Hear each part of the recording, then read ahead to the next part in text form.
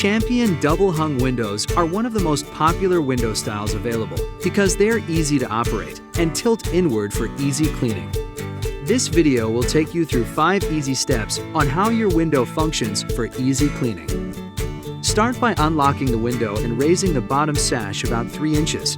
Then, simultaneously slide both tilt latches toward the center of the window. While holding the latches in, gently pull the top sash toward you, swinging it down until it is at rest.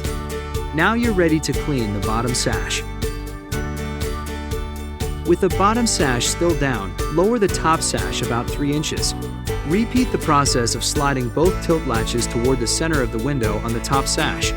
Pull the top sash toward you and gently bring it down until it is at rest. Now you're ready to clean the top sash.